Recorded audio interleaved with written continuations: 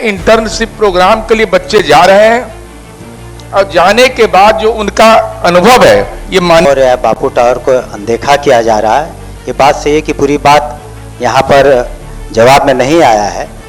एक नाम के रूप में जानते थे, यहाँ आने के बाद उनके विचार संघर्ष और जीवन दर्शन से हुई है तो वो जा सकते हैं। और हमने बताया भी कि सिर्फ कॉलेज के नहीं स्कूल्स के भी स्टूडेंट्स वहाँ जा रहे हैं। हो गया और चलिए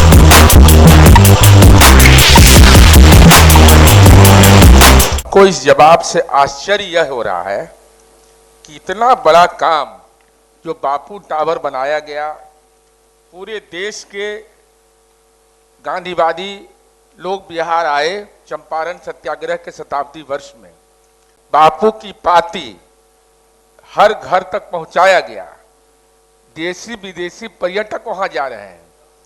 विभाग से मैंने पूछा कि अब तक कितने छात्र छात्रा इससे लाभान्वित हुए हैं, विभाग ने कोई जवाब नहीं दिया।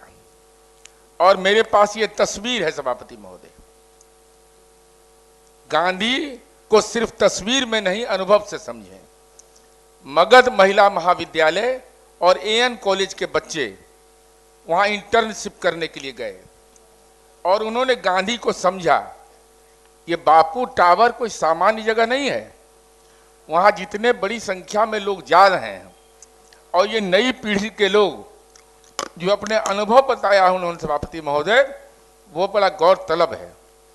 तो विभाग को क्या ये जानकारी नहीं है कि बापू टावर में इंटर्नशिप प्रोग्राम के लिए बच्चे जा रहे हैं और जाने के बाद जो उनका अनुभव है, ये माननीय मुख्यमंत्री जी ने जो ये प्रोजेक्ट चलाया है, बापू टावर बनाया, ये देशी और विदेशी पर्यटक के लिए आकर्षण का केंद्र बना हुआ है। लेकिन विभाग को यह जानकारी नहीं है कि इंटर्नशिप के लिए बच्चे वहां जा रहे हैं। वहां इंटर्नशिप सभापति महोदय 10-10 के समूह में बंट करके प्रत्येक अध्ययन केंद्र पर 16 दिनों तक अध्ययन कराया जा रहा है।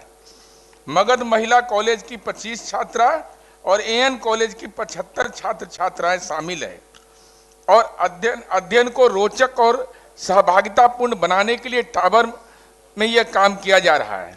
इसलिए हम ये प्रशिक्षण नहीं है बल्कि गांधी को आत्मसात करने का एक केंद्र है।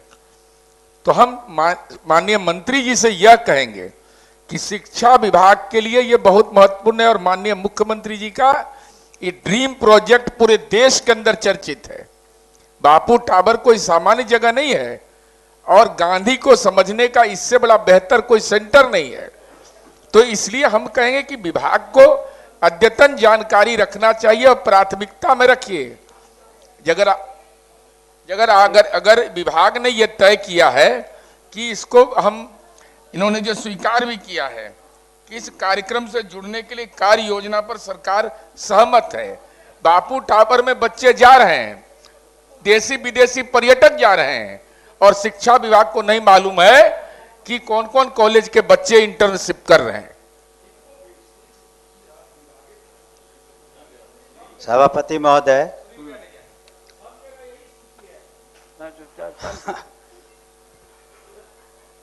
सभापति महोदय, माननीय सदस्य ने अपनी बातों को रखा तो सदन को ये भी जानकारी देना चाहेंगे कि माननीय मुख्यमंत्री जी के तरफ से जो पहल हुई थी उसमें सिर्फ यहाँ पर कॉलेज के छात्र छात्राएँ यहाँ नहीं जाते हैं, बाकी अन्य स्कूलों के बच्चे भी सिर्फ बापू टावर में ही नहीं, उनके लिए अलग से राशि भी करनांकित की गई है, जो कि बोध गया और अन्य जैसे जगहों पर जैसे राजगीर, इन सब जगहों पर भी स्कूली बच्चे हमारे जाते हैं, बापू टावर में भी जाते हैं।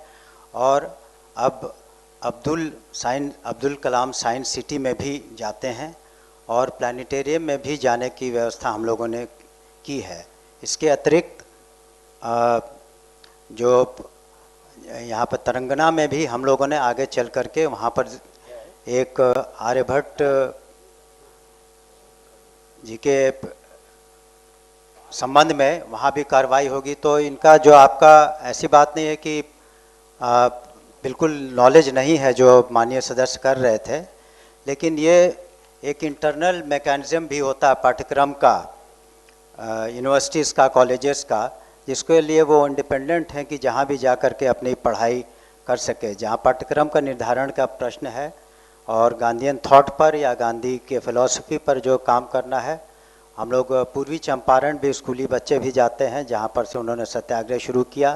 तो ऐसी बात नहीं है कि महात्मा गांधी के जगहों को और या बापू टावर को अनदेखा किया जा रहा है। ये बात सही है कि पूरी बात यहाँ पर जवाब में नहीं आया है, लेकिन ऐसी बात नहीं है कि विभाग के तरफ से या विश्वविद्यालयों के तरफ से या विद्यालयों के तरफ से उसकी अनदेखी की जा रही है। सभापति महोदय, मेरा यह केवल अनुरोध है कि अगर मगध महिला कॉलेज प्रथम इंटर्नशिप कार्यक्रम चला, मगध महिला कॉलेज और एएन कॉलेज के बच्चे गए, 60 घंटे का उनका इंटर्नशिप का कार्यक्रम चला, इसकी तस्वीर है, तो ये तो बिहार के आम आवाम को जानना चाहिए ना कि ये 60 घंटे की कार्य योजना क्या है। ये सदन से बड़ा कोई प्लेटफॉर्म नहीं होता है, पूरे बिहार के आम आवाम को मालूम होगा, विश्वविद्यालय को मालूम होगा, विद्यालय को मालूम होगा। और बापू टावर ये बिहार का ही नहीं, देश का मैं बता रहा हूं। इसका जब रैंकिंग देखिएगा सभापति महोदय तो गौरव होगा आपको कि बापू टावर का रैंकिंग ये है।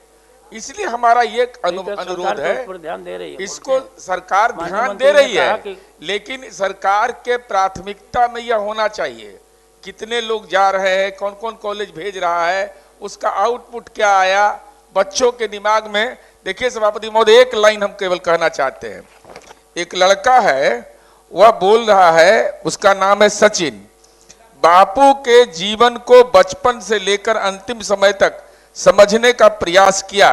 पहले गांधी जी को सिर्फ एक नाम के रूप में जानते थे, यहाँ आने के बाद उनके विचार, संघर्ष और जीवन दर्शन को जान पाया। इससे कहाँ इनकार कर रहे हैं मंत्री जी? तो इसका डिटेल आना चाहिए। सभापति महोदय, माननीय सदस्य काफ़ी जानकार हैं, मैं इनको बताना चाहूँगा कि जो यूनिवर्सिटीज़ का सिलेबस होता है, कॉलेजेस का सिलेबस होता है, जिसका निर्धारण होता है, वो इंडिपेंडेंट हैं।